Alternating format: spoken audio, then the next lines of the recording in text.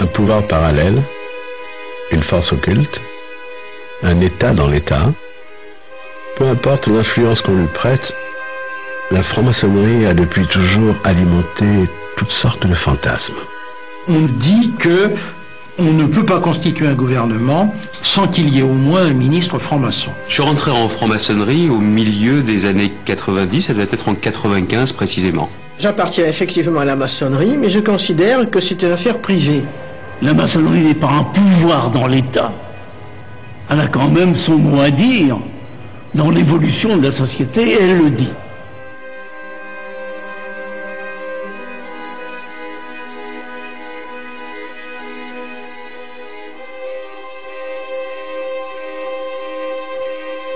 On ne peut pas dire que la franc-maçonnerie en France n'est pas un pouvoir, c'est un pouvoir. Une institution et a fortiori un réseau, c'est un peu comme un iceberg. Il y a l'influence visible et puis il y a l'influence invisible. Ce qu'elle pèse aujourd'hui, ce qu'elle veut faire aujourd'hui, ce n'est pas négligeable.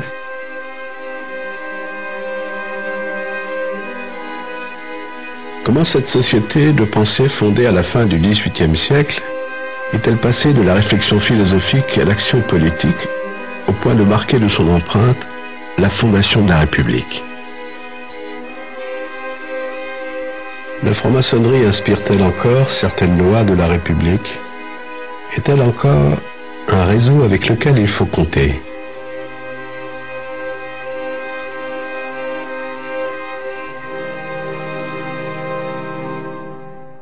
C'est pas des réseaux, ce sont des hommes et des femmes qui partagent des valeurs. Et ensuite, on dit ils se font la courte échelle, mais en réalité, ils se comprennent un peu mieux. La franc-maçonnerie est un laboratoire d'idées et elle n'est que ça.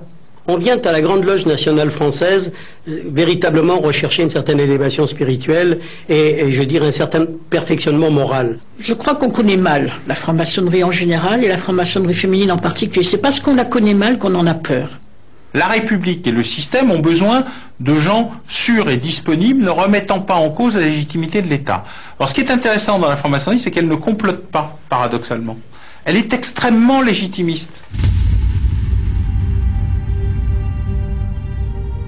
C'est sous le Second Empire que les francs-maçons s'emparent de questions politiques et préparent l'avènement de la Troisième République.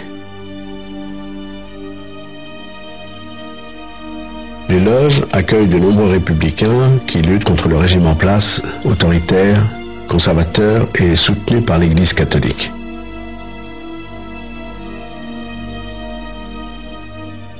Les républicains francs-maçons du XIXe siècle sont partisans d'une action légale, même si effectivement on peut mentionner quelques situations un peu exceptionnelles, comme par exemple, évidemment, le siège de Paris et la Commune en 1870, où dans une situation qui est clairement une situation insurrectionnelle, on va trouver des francs-maçons. Je crois qu'il faut bien comprendre ce qu'est le monde politique, la société politique française dans les années 1870. Il n'y a pas de parti politique. Il n'y a pas d'associations. Elles sont interdites par la loi, elles le seront jusqu'en 1901. Et par conséquent, la franc-maçonnerie est la seule organisation étendue sur le plan national. Il y a à ce moment-là à peu près 10 000 francs-maçons en France, 400 ateliers, loges maçonniques, et ce groupe est en adéquation complète avec les hommes qui sont en train de fonder la Troisième République. Il y a tout un maillage du territoire national, parce que les loges, depuis 2 siècles alors, sont répandues sur tout le territoire national. Et dans la plus petite sous-préfecture ou chef-lieu de canton, il y a une loge où sont présents le maire, le médecin, l'avocat, le notable local, et d'ailleurs souvent aussi les représentants de la police. Ce sont ces gens-là qui vont en quelque sorte imprégner le territoire de leurs idéaux républicains. Et ils vont participer à l'action politique d'une manière légale. Ça veut dire, clairement, il faut qu'on parvienne à gagner les élections. les loges à cette époque préparent les candidatures, suscitent les candidatures, essaient de trouver dans leur rang, bien entendu, un candidat. Si le candidat n'est pas franc-maçon, ce qui peut arriver, mais qui paraît le mieux placé dans le camp républicain, on le soutient.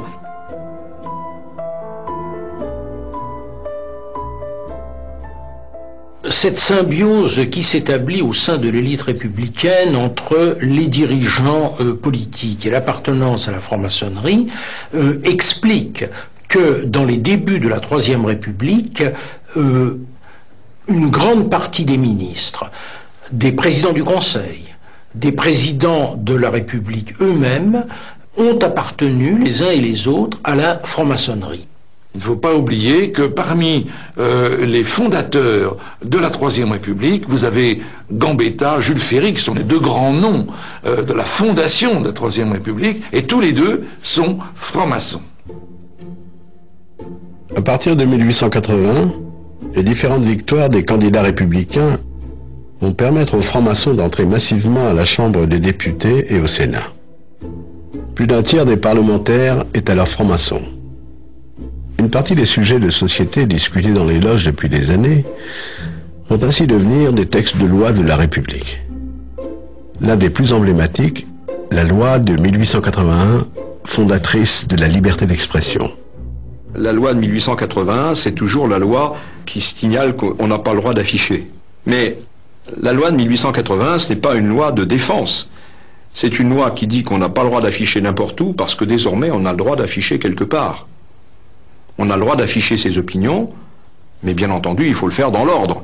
Donc il y a des zones d'affichage dans les villes où l'on peut exprimer ses opinions. Mais avant, on n'avait pas le droit du tout.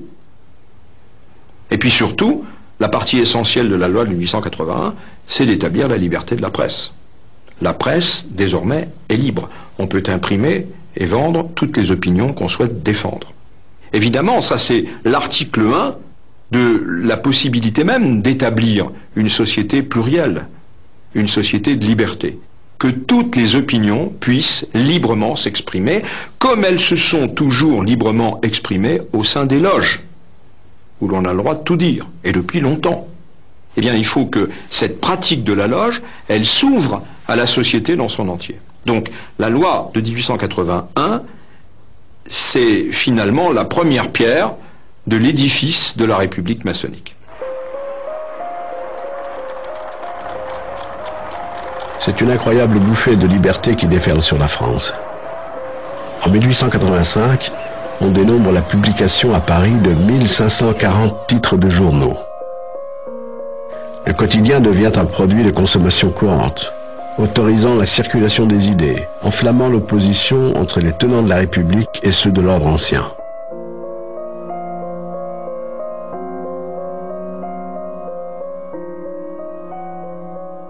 L'explosion d'hostilité à la République que manifeste l'Église catholique va probablement être un des éléments, sans doute pas le seul, mais un des éléments qui vont conduire la franc-maçonnerie à passer de ce socialisme spiritualiste qui était certainement anticlérical mais qui n'était pas anti-religieux, à quelque chose de tout à fait différent, où va apparaître l'idée de la morale laïque.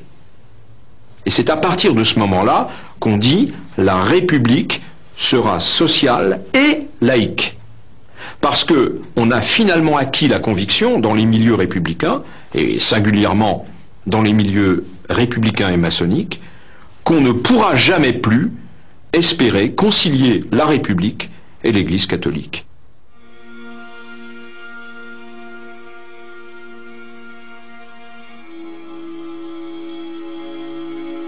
Cette laïcisation de la société, c'est Jules Ferry, un franc-maçon, ministre de l'instruction publique, qui l'entreprend. Il révolutionne l'enseignement. Désormais, l'école sera obligatoire, gratuite et laïque pour les enfants de 6 à 13 ans. Ce ne sont plus les curés qui enseignent, mais des instituteurs formés par la République dans les toutes nouvelles écoles normales. Autre bouleversement profond de la société, les filles ont droit à l'instruction publique. C'est la création des écoles pour jeunes filles.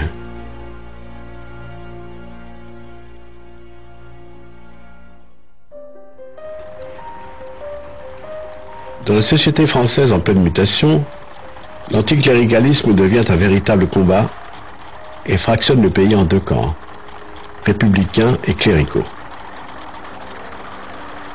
La bataille laïque se poursuit. Les francs-maçons font voter une loi autorisant le citoyen à choisir ses funérailles, civiles ou religieuses. Mais la loi qui va provoquer le plus d'hostilité des milieux conservateurs est celle que défend Alfred Naquet, un franc-maçon. En 1886, on a enfin le droit de divorcer. Dans le mois qui suit le vote de la loi, les tribunaux enregistrent plus de 6000 demandes de divorce.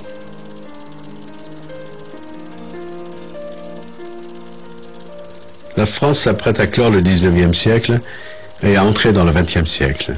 Le cinématographe vient d'y être inventé.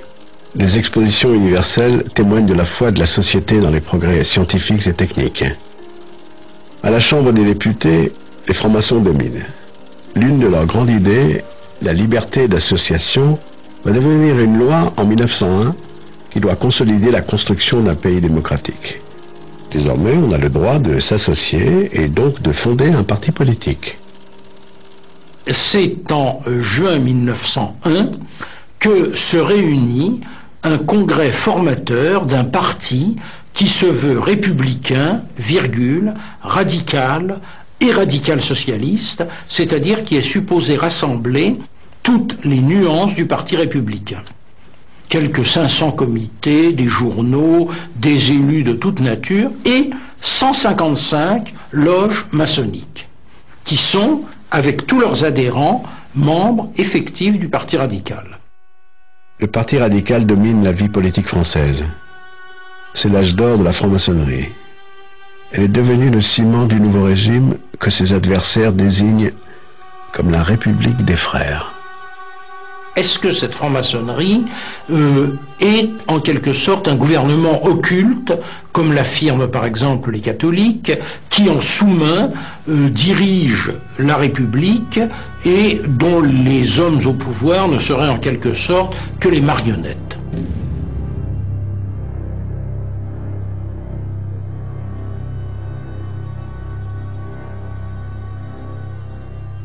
Le Conseil de l'Ordre du Grand Orient de France, qui est donc l'instance suprême du Grand Orient de France, dans l'une de ses séances, va pratiquement fixer mot à mot le programme du gouvernement pour l'année à venir. Mais il faut bien préciser que dans ce même Conseil de l'Ordre siègent plusieurs ministres du gouvernement. Et que d'une certaine manière, le Conseil de l'Ordre du Grand Orient de France a presque la valeur d'un conseil de cabinet. Cette collusion entre le pouvoir politique et la franc-maçonnerie va connaître son point culminant en 1904. Après avoir laïcisé l'éducation, les républicains s'attaquent à l'armée, bastion supposé conservateur au cœur de la République.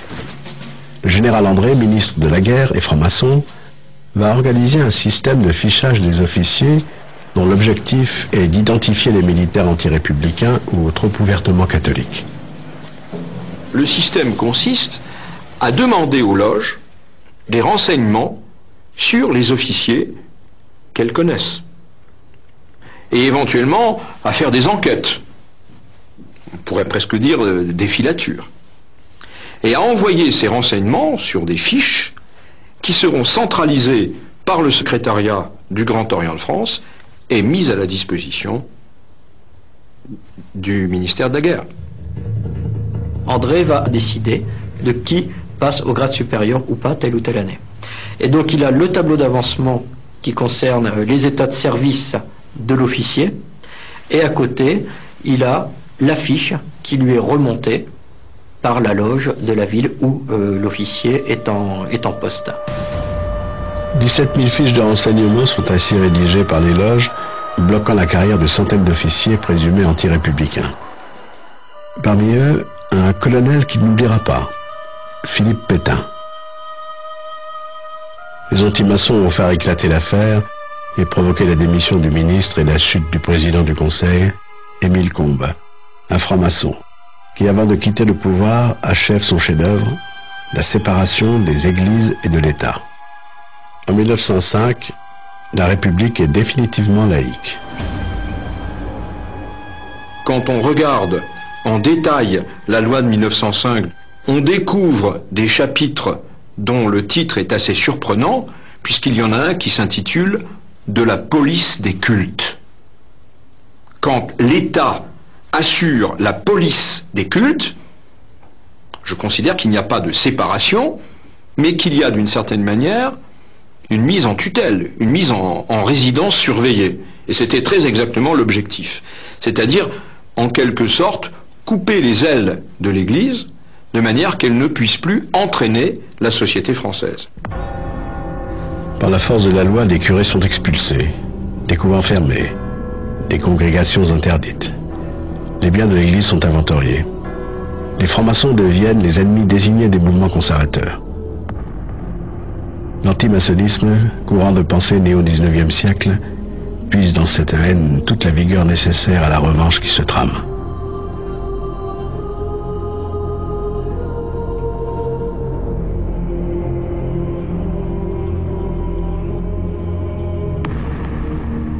Les francs-maçons sont l'objet d'une triple accusation.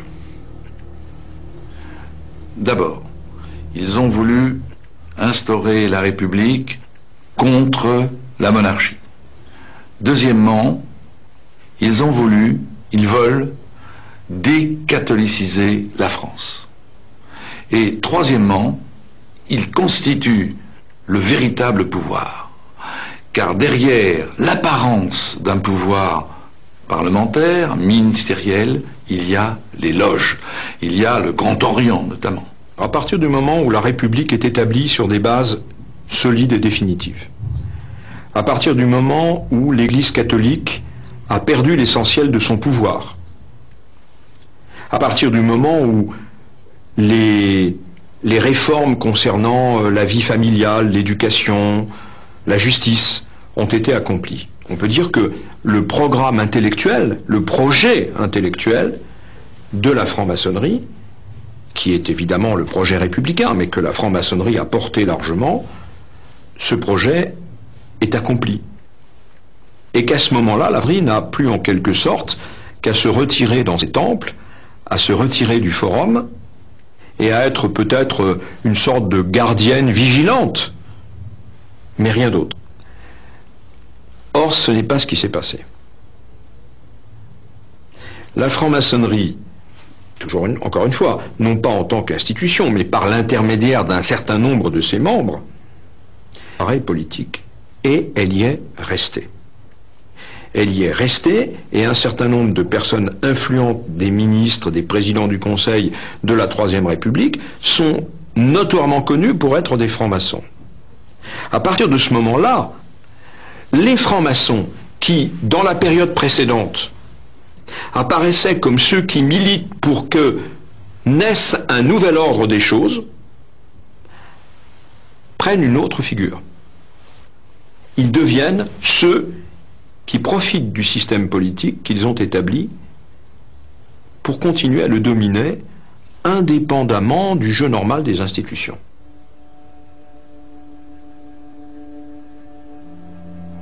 Après la Première Guerre mondiale, l'antimaçonnisme et l'antisémitisme vont se conjuguer et créer un concept redoutable, facile à comprendre pour l'opinion publique, le complot judéo-maçonnique.